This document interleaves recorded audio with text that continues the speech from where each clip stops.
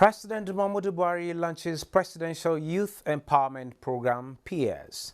Minister of Finance, Budget and National Planning to present breakdown of 2021 budget Tuesday. Policy measures easing the effects of coronavirus on the economy, says the Chief Executive Officer of the Nigerian Stock Exchange, Oscar Onyema. Plus, the annual meetings of the World Bank and IMF has begun in Washington, D.C., capital of the USA.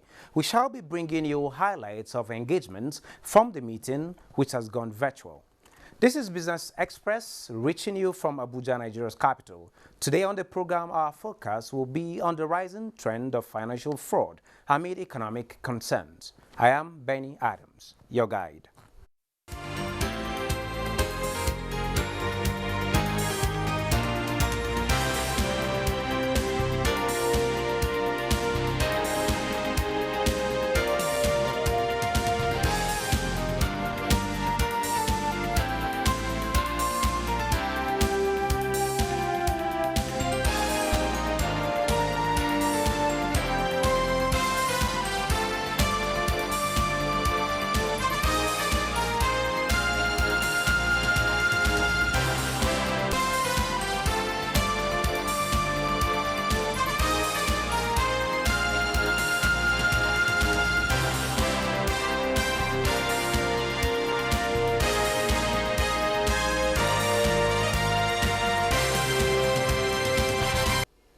President Muhammadu Buhari this Monday launched the Presidential Youth Empowerment Program, PEERS. The program is designed to create 774,000 direct employment to Nigerian youth.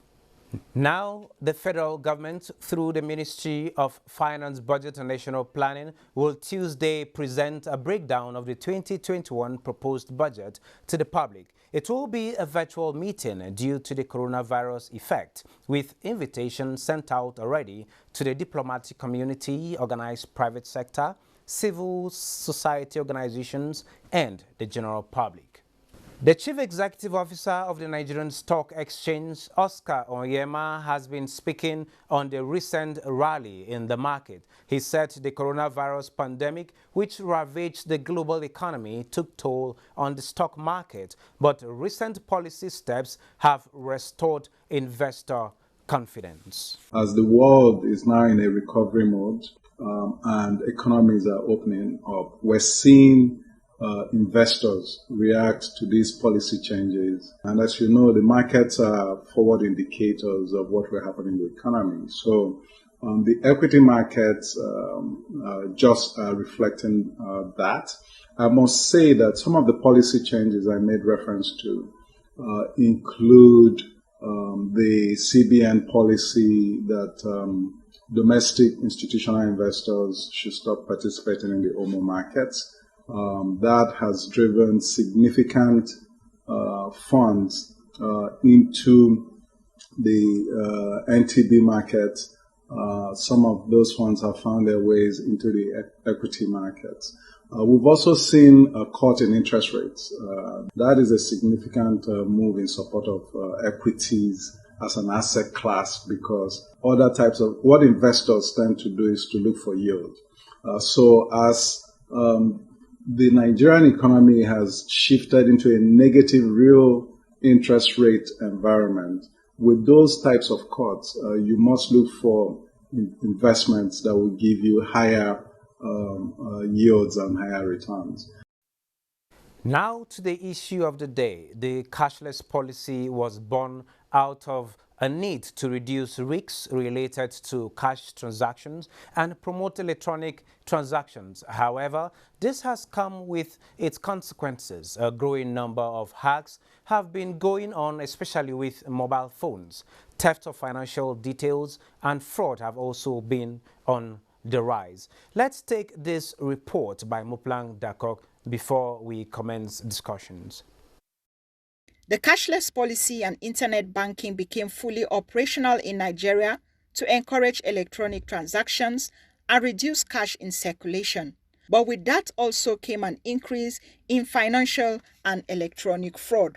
A central bank report released in 2019 shows that at least 15.5 billion naira was lost to bank fraud in 2018 alone. The CBN report also shows that ATM recorded the highest incidences of fraud in Nigeria. Mobile payment channel ranks second, while point-of-sale POS was third. Fraud incidences recorded across other payment channels include across-the-counter, checks, e-commerce and internet banking, and these figures have risen since then. Reports show that fraudsters now find a way of getting people's BVNs by all means, either by sending false emails or by calling people for their bank details, which they in turn use to defraud them. The CBN and other financial institutions have been taking steps to protect Nigerians from the increasing financial and e-frauds. But what are the red flags to detecting these frauds, and what more can be done to stop the menace? Are questions waiting for answers. Godwin Eohoy is the Registrar, Institute of Finance and Control of Nigeria. He joins us from Lagos to take this issue that has caught a lot of people unawares. Mr. Godwin, you are welcome to Business Express. Thank you very much for having me. Thank you. One would think that banks should be the safest place to keep money, but happenings are proving otherwise these days. What are those factors responsible for this theft ongoing in people's bank accounts? Thank you very much. Yes, banking, that is about talking about banking fraud.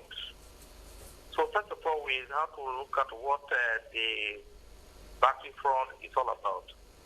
Banking fraud can be defined as an unethical and criminal act by an individual or organization for legally attempting to pass or receive money from the bank. So, however, we have to look at how to reduce the control, how to introduce control to avoid illegal withdrawal of money from people's the customers' accounts. So in doing that, there are different kinds of frauds that are existing in the banking industry. We are looking at wiring transfer fraud, which is stealing the password or user name of a customer to wire money to check or another account. This means of which the fraud is carried out is what we refer to wire transfer fraud. So another one is phishing fraud, which is using a mail, telephone call, to call or method of trying to obtain customers' bank details. This can be prevented by the customer using a strong password for the online banking system. So we now have rogue trade. Rogue trading is the common in investment banking. These are trades where engaging in unauthorized transactions. A transaction is not authorized by you and the trade is carried out on your behalf. It's a fraud, which is referred to a rogue trade. Then we talk about money laundering, which is criminally fraudulent disposition or cash into the bank, giving the impression of credit to liquidate any transaction. However, the commonest one we are seeing today is electronic fraud, which perpetrated through the internet facility, and which people are using to defraud people from their hard-earned resources that are deposited with the bank. Okay, haven't highlighted, Mr. Godwin, haven't highlighted these various forms of financial fraud happening in the banks. Can you quantify the cost of this financial fraud in the Nigerian system, maybe over a period of time? Well, yes. The cost is as a result of unemployment, then syndicate battle, and greediness in high places. What I mean by greediness is that there are bank workers that are earning good salary, but with greediness, they are not satisfied with their earning. and they collude with their maybe who they know that can be backed in defrauding the bank. They are the one giving information to the outsiders. What I can to do to be internal and external factor on the fraud that happened in the banking industry. There are internal factor which have to do with the workers. I mean, a employee. Then the external factor. Without the internal factor, the external factor cannot exist. One, the segmented of information to the external factor, which have to be as collusion. So, okay, this account is viable. These are the details you can have to effect your transaction illegally. So, without the internal factor, the external factor will find it difficult to operate. That is why the use of the use of BDN should be absolutely used in secret. They should not be formed to be seen as ask for BDN. If you must ask for BDN, you should ask for the last 3 digits for the customer. Because the moment people are exposed to that. Okay, handling, Mr. Godwin, handling passwords effectively and confidentially is an issue. It's because the e-transaction method is actually a new form of transaction for a lot of people as Nigeria seeks this financial inclusion thing. To better handle your passwords and discreetly, what are the warning signs? What steps should one take, and what are those warning signs to avoid such fraud from happening? Okay. One, the bank customers should endeavor to keep their password or PIN number secretly by not divulging it to the third party. So do not give your account details or information through email. So if you want to fill anything and somebody said, okay, send me your account details or those PIN number or password through email, endeavor to do that. Because the more you do that, they help you. Because you may not know the kind of person you are dealing with. So who can divulge that information to a third party and can lead to internet fraud. So don't give out your details through internet or through email to anybody. Then continuously change your passwords regularly. So when you have your password, if you're at multi-server, you make sure that password is changed periodically so that the one that's exposed to a syndicate, maybe for last month, this month you are using another one, and then they will make attempt to withdraw from your account. They cannot break even. So such things should be established. That change your password periodically. It's a very key word in this aspect. Okay, in your own opinion, Mr. Godwin, are the banks doing enough to prevent this from happening? Yes, the banks are trying their best, but however, there should be more awareness creation. There should be continuous education of the customers through awareness. Two, there should be timely raising of fraud alarm. Fraud alarm. The bank should ensure that they continuously raise the alarm so that people will be cautious. For instance, somebody is asking, okay, you are Mr. Adams, Ben Adams, your account number, you have your date of birth, date. They give you some information concerning your account.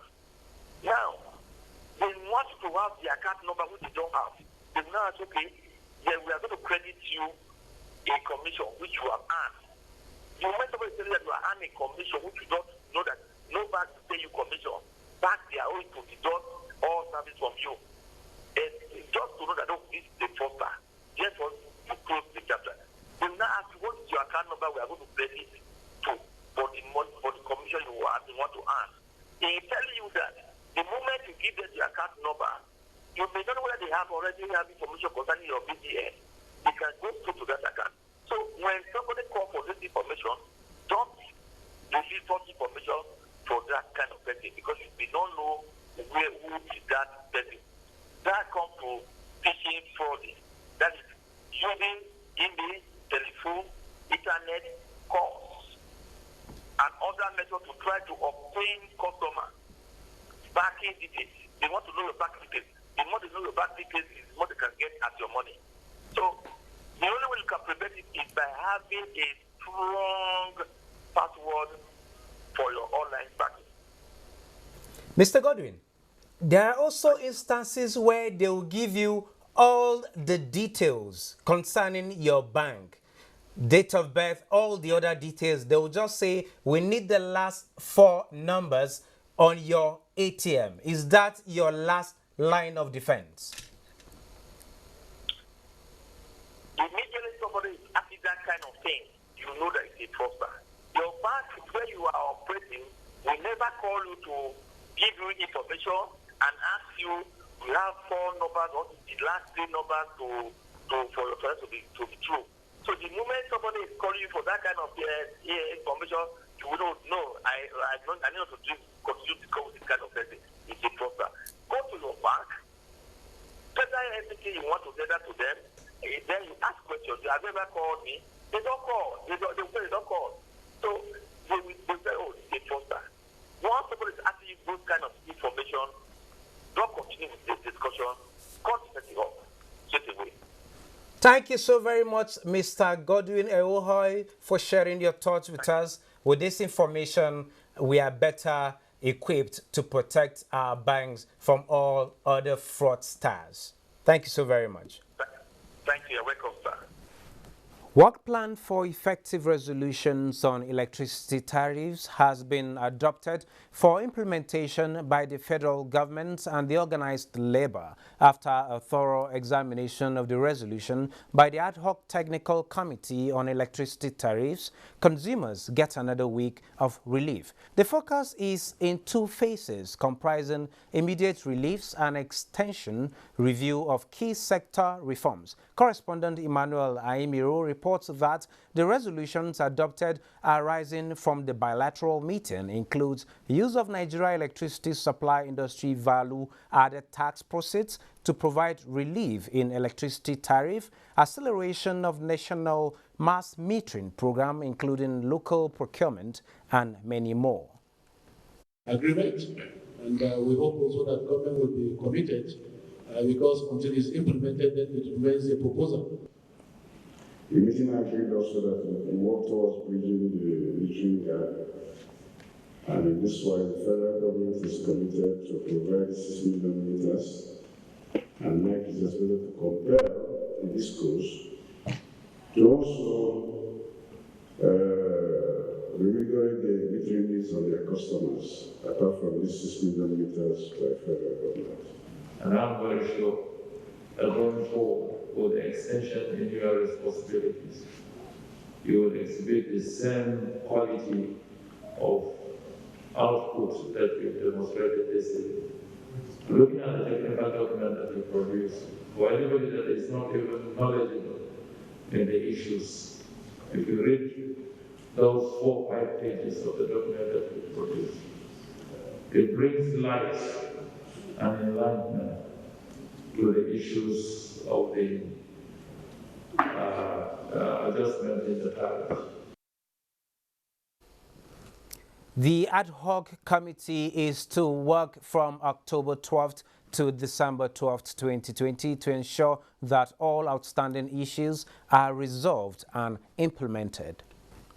Moving on, last week, the Nigerian stock market locked in a largest single-day rise in years as stocks reacted to stimulus and economic policies despite later profit taken. The week saw investors closing out on a solid bullish run. Bosirable has been looking at the weekly performance.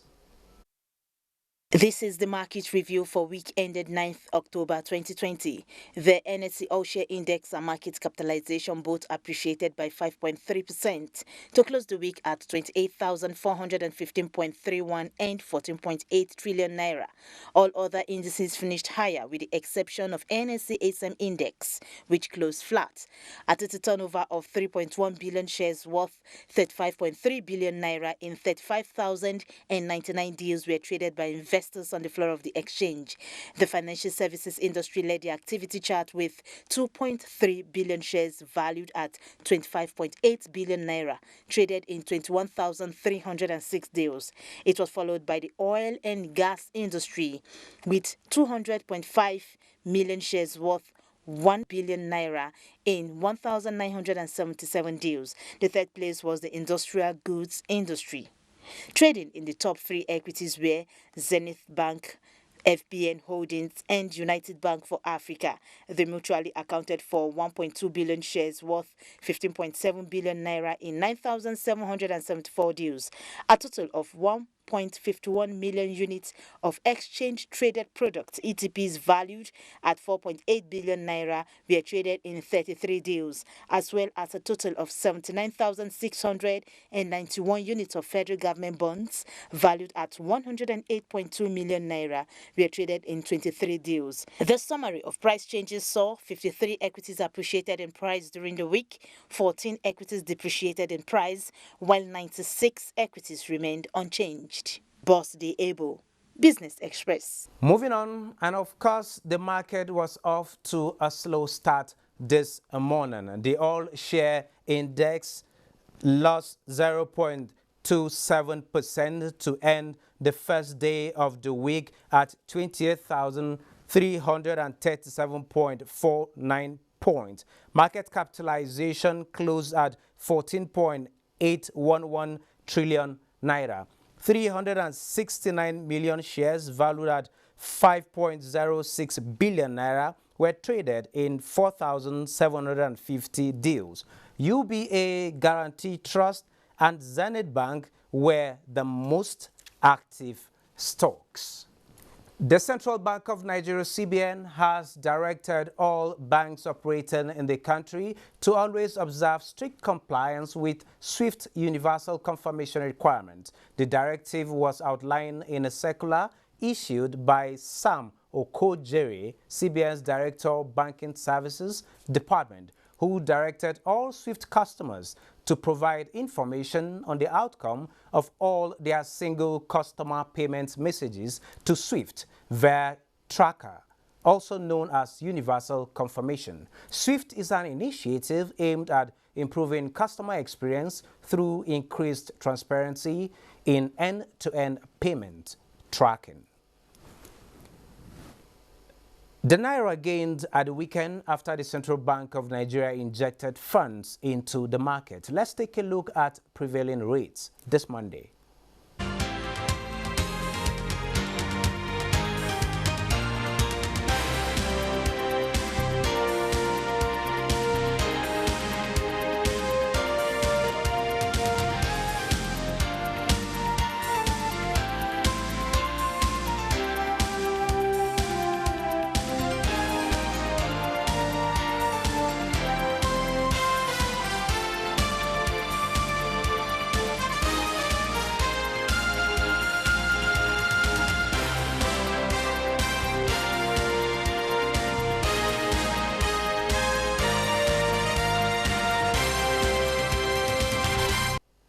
Let's now take a trip to the commodities market.